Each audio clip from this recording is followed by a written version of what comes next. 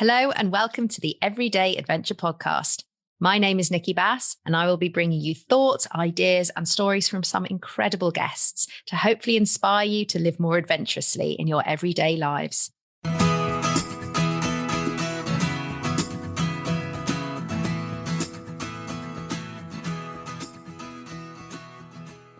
So today it is my absolute pleasure to welcome Carr to the show.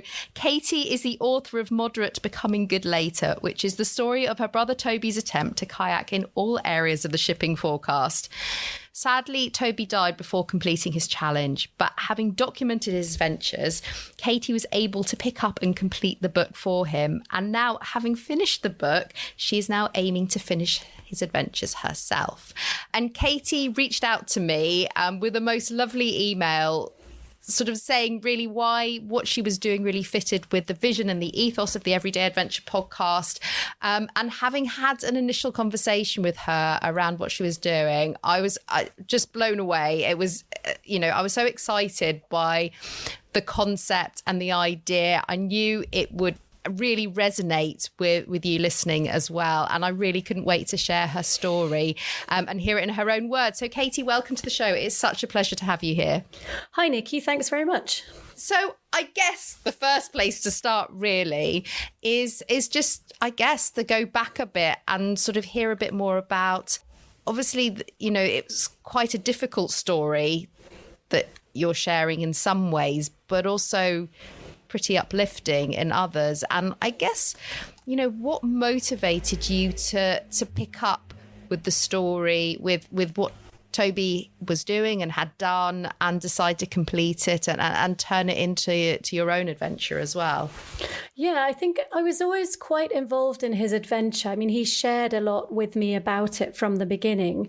And what I didn't know was how much he'd recorded about the adventure, how much he'd written down and photographed and recorded on sound recordings as well. And after his death, I was going through his stuff in his house and I just found all this stuff. And it was so clear that he wanted his story to be told. And I just thought, well, I think I can do that. And it's kind of, when someone dies, you think there's not a lot more you can do for that person. But actually, in this case, it turned out that there was something I could do, and that was telling his story. Yeah, it's so interesting, isn't it? That feeling, well, it's something you can do, and that connection, I guess, in a way of what can I do now? I guess, because it's quite an interesting challenge. And I think what struck me when you first got in touch was just this idea of the shipping forecast and the sort of the uniqueness in a way of what he was setting out to do. And I just wondered, I suppose, and this is something we discussed, what the connection was with the shipping forecast for Toby, for you. Where did that come from? What was his motivation? Well, we were lucky enough when we were kids to have a small boat. It wasn't our boat as kids, it was our family boat. It was a small catamaran. My dad used to call it a floating caravan, so it wasn't a yacht. And a case of daddy having a yacht, it was definitely a bit of more of a messy thing. And we used to go sailing on the east coast of England, and one of the things that I remember about sailing was listening to the shipping forecast. And we would listen to that on the boat. Most of my memories of listening to the shipping forecast on the boat are associated with having cold water thrown in my face or lightning, kind of hearing thunder and lightning around the boat, the halyards rattling, that kind of thing. So it was definitely bracing on the East Coast, or certainly when we went. And the shipping forecast became this kind of thing that we listened to as a family as we went through some pretty tough times. Unfortunately, my mum became ill when I was 11 and Toby was only 7 at the time. And she just became mentally ill from one day to the next, woke up and didn't remember her name. And then a little bit later on, both of my brothers were diagnosed with Fanconi anemia, which is a life-limiting disease. They were told at 12 that they would not live beyond 30. Both of them did live beyond 30, and that's thanks to the development of the medicine in Fanconi anemia in recent years. But there was all this stuff going on. And in the background, there was this kind of constant, almost poetic nature of the shipping forecast that our dad always used to turn up, even when we were at home in Rutland, which is about as far from the sea as you can get. Yeah, It's really interesting. I mean, I haven't listened to the shipping forecast very often, it has to be said. I'm not a sailor by any description, but there is something very sort of, I guess, rhythmic and comforting in it in a way. And I know that's something that other people have described. And it's, I suppose that's that connection. So why did Toby then decide to pick up with that idea of the shipping forecast and take it forward into a challenge? Yeah, so Toby was looking for a challenge, I guess. He'd been kayaking for about 5 years. He was looking for a challenge and didn't really settle on one in particular until our brother Marcus died. And he died in 2017. He died of mouth cancer as a result of this Fanconi anemia, which both of them shared. And I think for all of us, that was quite a big thing, as you would expect. And for Toby especially, it became a reason for him to go out there and do his challenge. I never spoke to him about him seeing his end of life or anything like that. I don't even know if he really thought about that. But subconsciously, I think there was an element of, if I'm going to do something, I should do it now. And that this might be a way of overcoming this grief and loss that is inevitable when you lose a close family member. Yeah, no, I think, like he said, is, I suppose it's that thing of what's the motivation for starting to take something on, and that propels you forward in this. And I guess, and just thinking about that, sort of picking up from, I mean, I can imagine, like you said, on one hand there was the connection and the sense that you could pick up with his story and share that with the world. But I can imagine that, in doing so, there were probably some challenges along the way for you too. And I just wondered, as you sort of embarked on this adventure, on the writing adventure, I suppose, what were some of the things that, you sort of, I guess, you came across or that you sort of had to navigate in doing that? Yeah, I did something which is typical of me, which is sort of going, right, I'm going to do this, and then telling people I'm going to do it, and then going, oh my God, how am I going to do this? I started, opening up some of his notebooks. And, by the time I got onto it, I'd cleared out his house. I'd done a whole load of stuff before I started getting on with the book. And I got them out of this box. I'd put them in, and they all smelt of him. And, I could feel his voice coming off the page in his scrawly handwriting. I mean, he'd probably get me into trouble if I'd said scrawly, actually. Maybe his beautifully written stuff. He was very good at spelling, actually. I didn't ever know that until I found his notes. But anyway, it's a bit of an aside. So it was quite challenging emotionally, particularly in the beginning. It became more so when I started listening to the sound recordings. Just listening to his voice, it felt like he was there at times. He has some sound recordings where he's on some faraway beaches and describing what's there and what he's feeling. And it's really beautiful. And it just kind of felt like being on the phone with him. And then the sound recording comes to an end and I'd realize, oh, yeah, he's still not here. And quite often be in tears at my desk, just kind of thinking between this reality of him not being here and what I was imagining, or the way I needed to put myself into his position and imagine him being here. And that contrast between the two as I went through writing the book, that was pretty hard, as well as just keeping the motivation for it, because it's a massive undertaking. And by the end of it, I just felt like, I want to get outside. I've been writing about nature and how beautiful it is and how great it is to challenge yourself and get outside. And I'm stuck in here writing and editing and writing. And so that's so interesting, isn't it? Because I can imagine it. I mean, it's hard enough of a challenge writing up something that you've done yourself in a way. And that, if you were documenting your own adventures, but to document that for somebody else and sort of, I guess, using their voice, but also your voice. And even I can only imagine so much harder when that person's no longer there. There were quite a few things that were difficult with that. I mean, first of all, deciding what was important and what wasn't, because he just wrote his notes at the end of the day in his tent. And I didn't really have an easy way of going, well, that was really important for him, and that bit wasn't. That was just something he saw. And so I had to make my own decisions on that. And then also later on, when I was trying to tell the story properly, I had to give up on this idea that I would tell the story in the same way that Toby would have done. I think that we just can't do that. The only way I could do that was by thinking, okay, is this something Toby would have said? Yes or no? Yes. Okay. Do I like it? It goes in. Because otherwise I was finding that I would limit myself too much, and I wasn't allowing myself to be free enough to be able to create properly, because I was worried about whether he would have said that. And I think it's a case of keeping my own agenda out of it and trying to think of things from his point of view, putting myself into that, and then allowing myself to go, look, there's no way I can make it as he would have done it. Let's just try and get as close as possible. Yeah, no, it sounds like an incredible process in lots of ways. And you've mentioned there, some of the benefits that you experience from that process and from taking on this challenge and writing the book. And I was just wondering, were there any sort of anything that occurred or any benefits that came out of it that you completely hadn't anticipated when you started and have sort of, I suppose, grown as a result of it?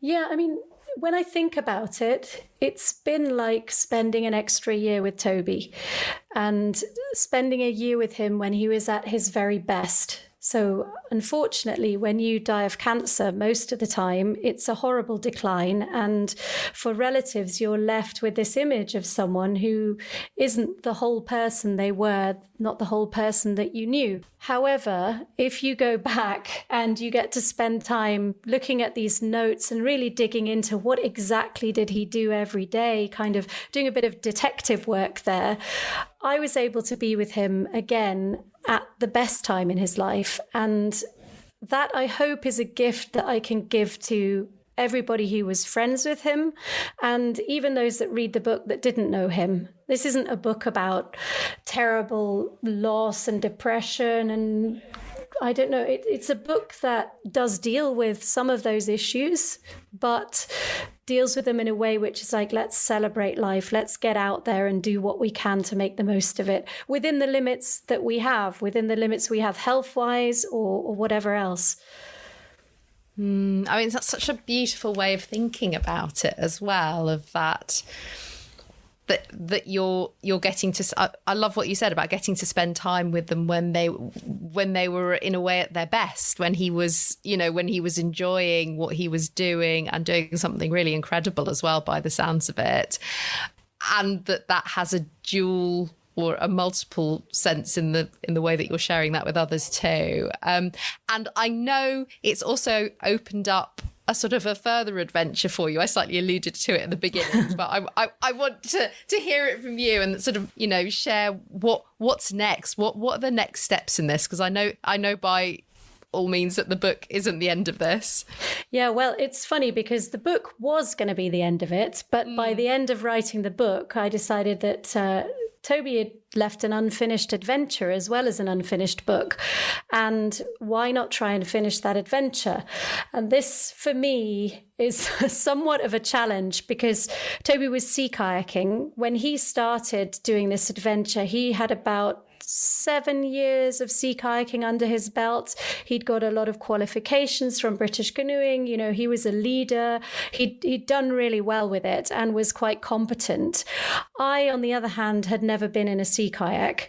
Actually, the closest I got to one was carrying his down to the slipway at Christmas just before he died. He went out in his kayak just under over a week before he died. And we sort of carried that down for him. And that was the closest I'd got to it. I hadn't even touched it before then and didn't then touch it until it was March this year when I took it out to take it up to Bristol and to launch it in the Lundy area of the shipping forecast. Toby had done 16 areas of the shipping forecast, and for the actual book, and he'd been in a few more of them as well because he'd been training for so long. But obviously there's quite a few that were still left, and in order to finish those, I kind of needed to think whether it was possible to do it in a sea kayak. I spoke to my aunt about this, who's a big sea kayaker and is mentioned in the book, Nikki. She wasn't sort of like, yeah, go and do it. She was a bit like, are you sure you want to do it? I love it. Are you sure? Yeah, really? Yeah. Which was very encouraging, because she's one of those people that's never been unknown to encourage someone to get outside or get in a kayak. But at the same time, it wasn't like, yeah, just do it. Yeah. Which I think is also a good thing, because it is something that you need to take seriously. Like any sport, I think you can just start, and that is obviously how you get things moving, but you need to do it with a certain amount of realism and this idea that, okay, I'm going to have to learn how to do this. It's learning a new skill, and I'm going to be rubbish at the beginning, which is what I'm finding at the moment. I'm not completely rubbish, but it's something relatively new to me. And I'm also ending up going out with people in these different shipping forecast areas who are very good at it, because I've deliberately asked them, because they're very good at it, to come with me, to help me. And I'm there sort of the remedial kayaker, sort of having to be left behind a little bit, and everybody's having to look after me, which is also a challenge for me, because I'm not used to being in that position. I'm not used to asking for help. I'm used to sort of just getting on and doing things. So I think it's probably quite a therapeutic task for me to do. But yeah, my idea now is to finish the shipping forecast. And for me, there are 10 areas to be done. One of them is Lundy, which Toby started and I've completed. Although we could define what completion is, because Toby just wanted to sea kayak in all of the areas of the shipping forecast. Now, in some of those areas, such as Fitzroy, he kayaked the entire coast. So he kayaked all the way from Santander to Porto, and that's over 700 kilometers. I'm obviously not going to do anything like that. In other areas, he went out for a few different day trips, and it was kind of a combination of expedition kayaking and shorter kayaking, shorter day trips or whatever. I'm going to be doing this mostly in day trips, although hopefully I'm going to work up to some things that are a little bit more like expeditions. And he's basically left me all of the cold and wet areas. So that's so generous. Yeah. He knew what he was doing, didn't he? Yeah, he did. I know he was very much looking forward to kayaking in Ireland and Scotland, but he didn't manage to do that. And so this summer I'll be taking my kids and the car and the kayak. The kayak's actually already in Ireland. I took it over last weekend. So it's in storage in Dublin, waiting for its next adventure. And we're going to be driving around Ireland and launching the kayak in different areas of the shipping forecast. And hopefully my partner will put up with that for the 3 weeks we're going to be doing it. Oh, I don't know. It sounds like you've earned a little bit of time in the water yourself after all of this. I think what's so interesting is, like you mentioned, you're doing this around work, around having young children, juggling all of the things that, and like you said, learning a new skill at the same time. And, just one of these, it would be a challenge in itself. I think, I love the point you made about being a bit rubbish at it. Knowing, I suppose I'm coming from my own personal place of doing quite a lot of things that I am quite a bit rubbish at, but that's in some ways, that's part of the joy of it, that actually going into something feeling, I can do this I've got a lot to learn, but also the pressure is not there necessarily to be showing your skills in something. It's about, I guess, what you're learning alongside that. Yeah, and for me, it's been quite lucky actually, because when I think about it, I committed to this before having been in a kayak.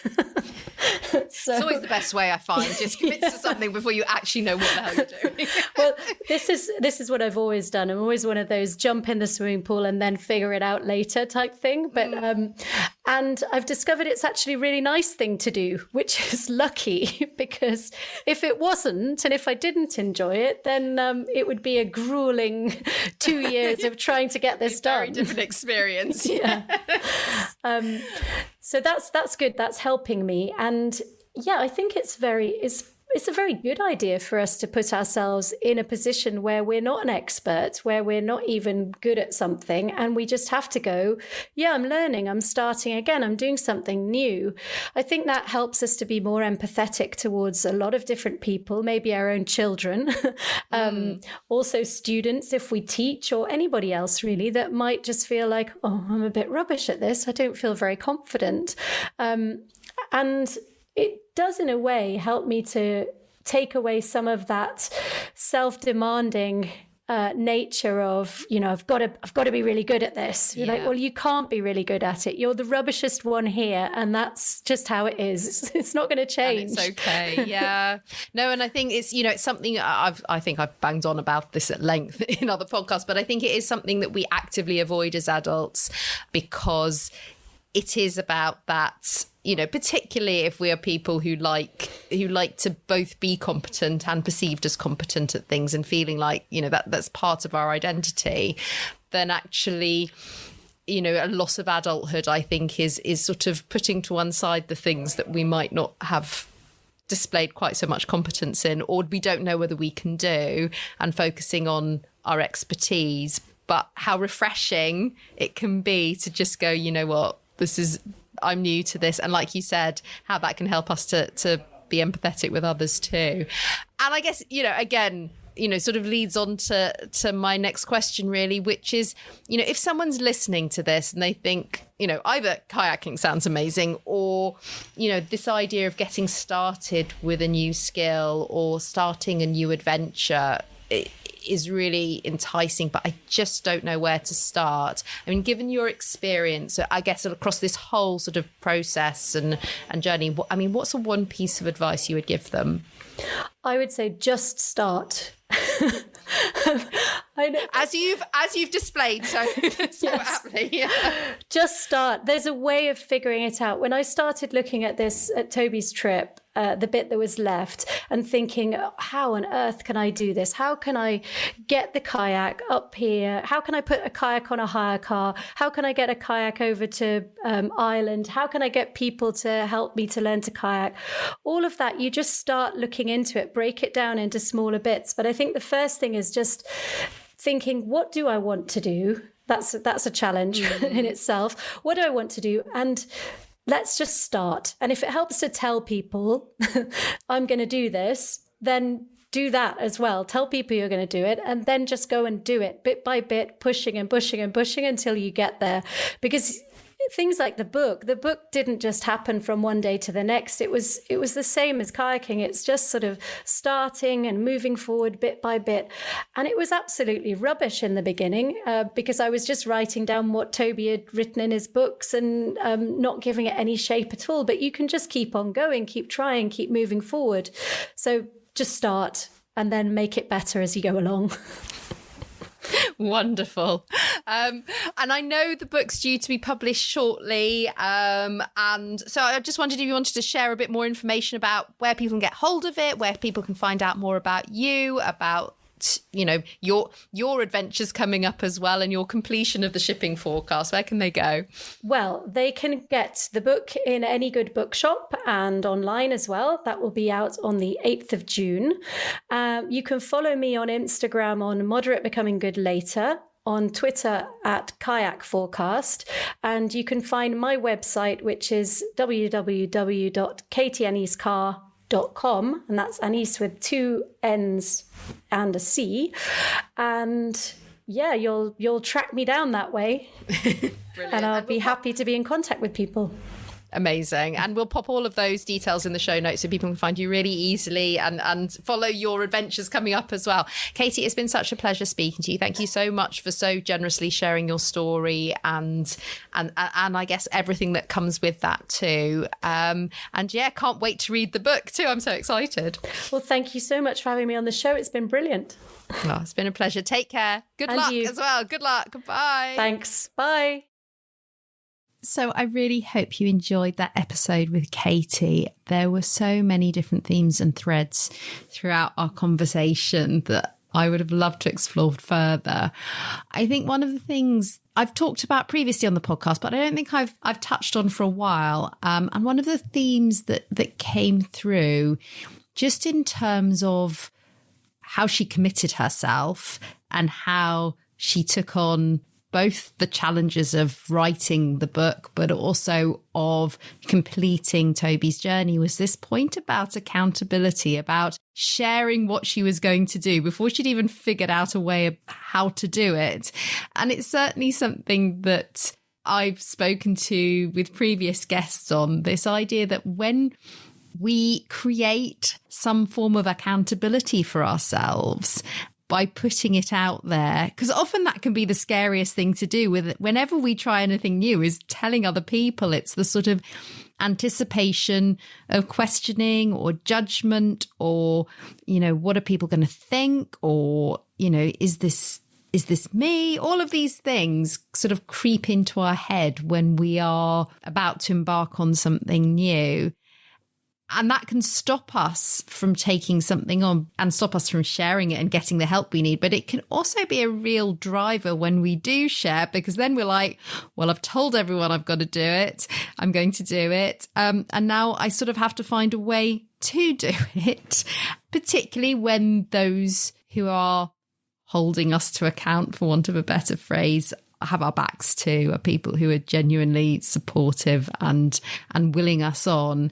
And certainly I find that if I put something out there, then it feels more real and sometimes can start feeling more achievable too. Or maybe it can feel a bit scary, but it certainly helps to sort of consolidate an idea, I think. And I suppose it links to this idea of, which I've certainly touched on before, about this idea of perfection, or how we have to know all of the stuff or have a perfect plan worked out, or we have to have a perfect idea of something before it's sort of ready to launch, rather than we can have the idea and put it out there and then try and figure it out from there. I'd really love to know your thoughts on this, because I don't think it's an easy conundrum to solve as to what stage we tell people about what we're thinking of doing. And also, I think different people will experience that as helpful or unhelpful. I know if you're naturally more private, or, you know, maybe more introverted, actually that can feel like a really big thing to share it with others. And maybe there's a bit of actually not just wanting to protect ourselves, but wanting to protect the idea as well, of the sort of the purity of the idea or of the adventure that we've got in our heads, that sometimes once it's out there can feel like it's taken on other people's projections too. Whereas for others, actually the first thing that they'll do is tell other people, oh, I've had this amazing idea, and you know, and that's a really important part of how they experience adventures too. So yeah, whichever way you do it, I'd love to know whether you find accountability or sharing your ideas with other people helpful, less helpful, if there's a stage that you find it really works for you. So please do get in touch and share. You can find me, as always, I'm on Instagram, Resilience at Work. You can get in touch via my website, resiliencework.co.uk. Or I should have mentioned, I'm also on Everyday Adventure Pod on Instagram too. The website, resiliencework.co.uk. You can find me LinkedIn, Nikki Bass. Or yes, please do reach out. I'd love to know what you're thinking, how you experienced this episode too. otherwise, I will be back soon. We're getting through season 3. Gosh, I can't believe this. We're in the latter stages. I always commit to around about 10 episodes per season. So it may be slightly more, maybe slightly less, but around about 10. So we're definitely, as we head towards the summer holidays, coming towards the end of season 6. I still have some fantastic conversations to share with you. So I can't wait to share those, and I'll be popping in another solo episode as well just before we finish too. But in the meantime, I hope you have a wonderful weekend, whenever you're listening to this. You enjoy some everyday adventures of your own, and I'll hopefully catch up with you soon. Take care. Bye.